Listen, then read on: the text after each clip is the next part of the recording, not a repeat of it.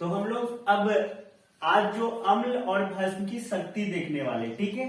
आज हम लोग power of acid and base जानेंगे, यानी किसी अम्ल में कितना शक्ति है, कितना कोई भस्म जो है शक्तिशाली है, इसका समझ हम लोग एक स्केल की सहायता से करते हैं, जिसे हम आगे देखने वाले।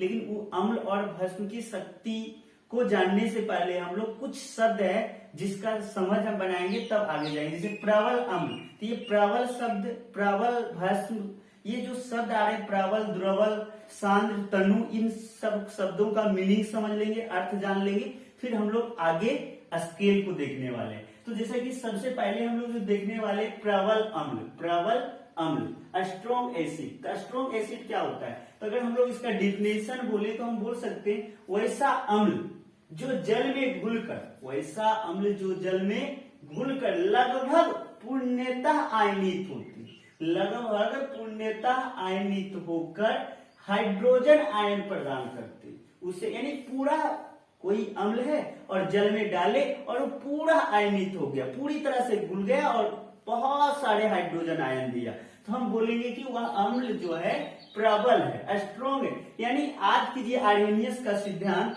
तो आर्हेनियस के सिद्धांत के अनुसार हम लोग अम्ल किसे कहते थे? तो जो पदार्थ जल में घुलकर हाइड्रोजन आयन दे रहे थे, जो पदार्थ जल में घुलकर हाइड्रोजन आयन दे रहे थे उसे हम अम्ल कह रहे थे। तो ठीक उसी तरह यहाँ पे हम लोग उसी के परिभाषा से यहाँ देख रहे हैं कि जो पदार्थ जल में घुलकर काफी मात्रा में हाइड्रोजन आयन देंगे, हाइड्रोजन आयन प्रदान करेंगे, उसे हम प्रबल अम्ल, स्ट्रॉन्ग एसिड कहेंगे।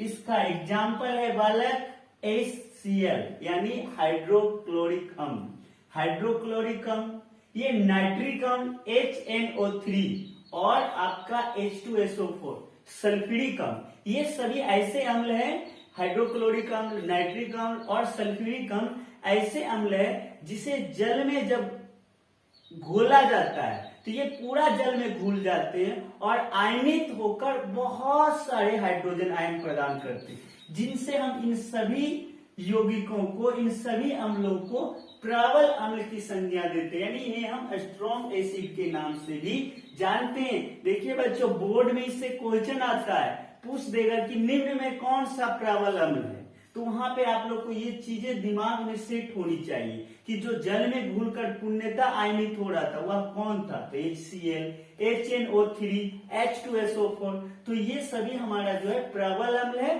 और ये जल में घुलकर पूर्णतः आयनित होते। ठीक है बच्चों, हम लोग अब देखते हैं इसका ठीक विपरीत। अब ये स्ट्रॉन्ग हो गया, तो स्ट्रॉन्ग का अपोजिट क्या होता है? वीक यानी दुर्बल, जिसको हम लोग दुर्बल यानी हिंदी में बोले तो कमजोर बोल सकते हैं।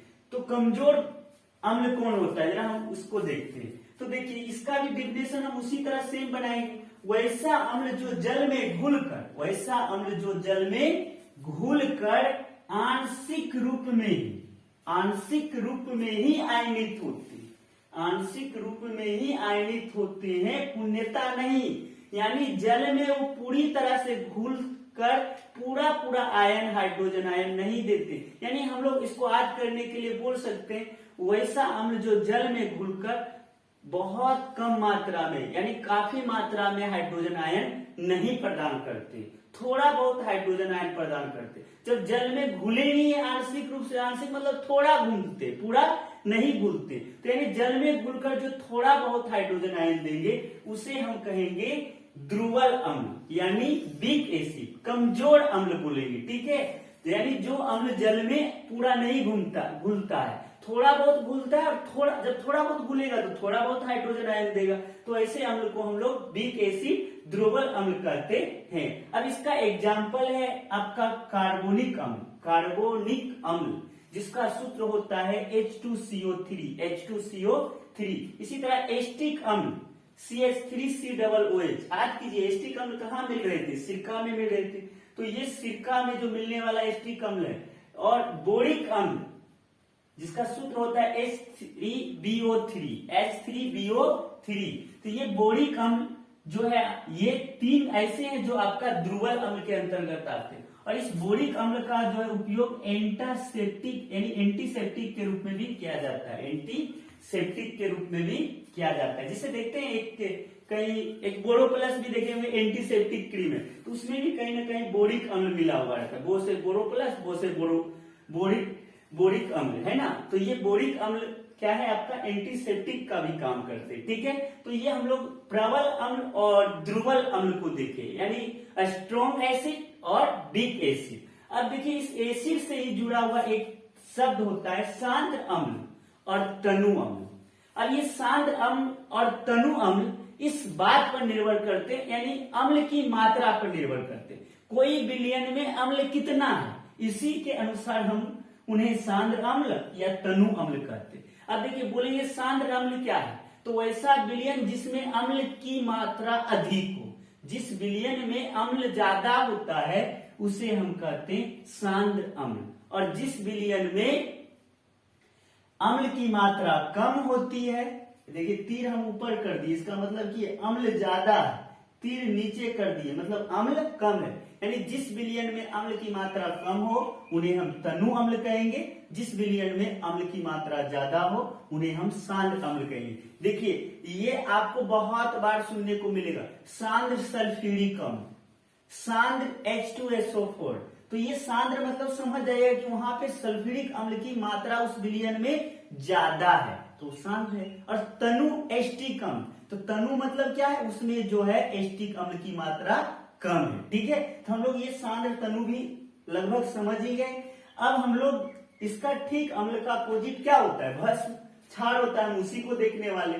तो देखिए इसी के आधार याद कीजिए आर्हेनियस का फिर से परिभाषा भस्म का, आर्हेनियस के अनुसार भस्म की परिभाषा क्या था, वैसा भस्म जो जल में घुलकर हाइड्रोक्साइड आयन प्रदान करता है। तो यहाँ पे वैसा भस्म जो जल में पूर्णतः घुलकर काफी मात्रा में हाइड्रोक्साइड आयन प्रदान करेंगे, उन्हें हम प्रबल भस्म कहेंगे या तो प्रबल क्षार यानी स्ट्रॉन्ग बेस के नाम से जानेंगे। इसका डिफिनेशन हम लिख भी दिए कि आप लोग को कोई परेशानी नहीं हो। देखिए लिखा भी है, वैसा भस्म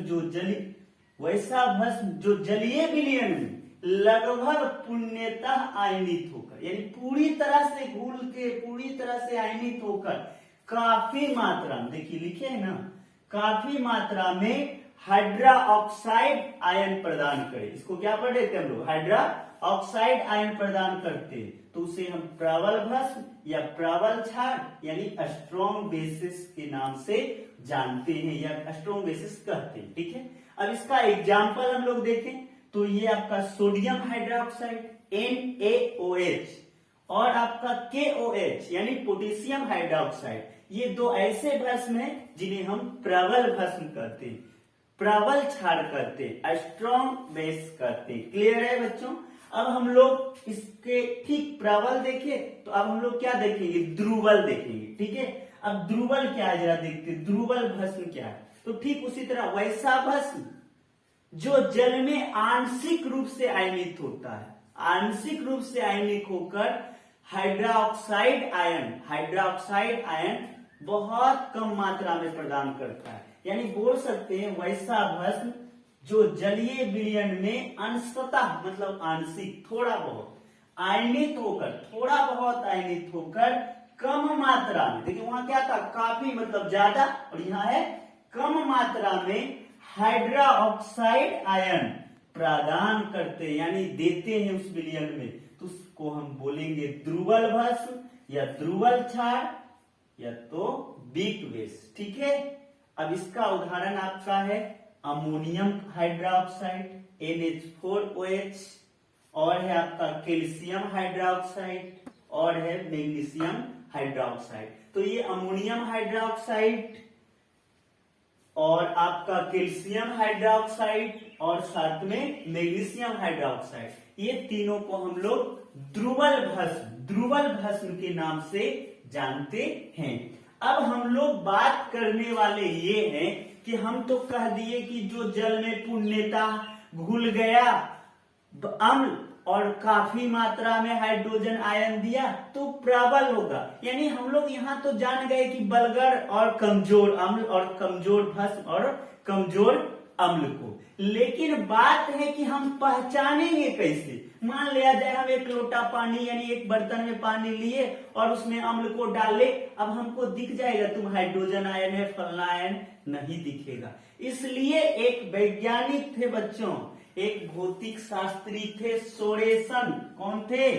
सोरेसन, जो 1909 में, सोरेसन ने 1909 में एक स्केल बनाए। एक क्या बनाए? स्केल। उस स्केल की सहायता से जलीय विलयन में घुलने वाले हाइड्रोजन आयन को मापा गया कि उसमें, यानी हाइड्रोजन आयन को देखा गया कि उसमें कितना हाइड्रोजन आयन है। उसी के सहायता से हम जो है अम्ल और भस्म की प्रबलता को पहचान पाते। यानी सिंपल सा भाषा में बोले 1909 में सोरेसन ने अम्ल भस्म की शक्ति जानने के लिए एक स्केल दिया जिसे हम लोग पीएच स्केल के नाम से जानते हैं। पीएच स्केल के नाम से जानते हैं। अब इस स्केल में पी की जो उत्पत्ति हुई है, पी की व्युत्पत्ति हुई है, वो पोटेंस शब्द से हुआ है। पी की व्युत्पत्ति पोटेंस शब्द से हुआ, जिसका अर्थ होता है पावर। उस पोटेंस का अर्थ होता है पावर। पावर यानी शक्ति, और एच का मतलब होता है हाइड्रोजन। पी का मतलब पावर हो गया, एच का मतलब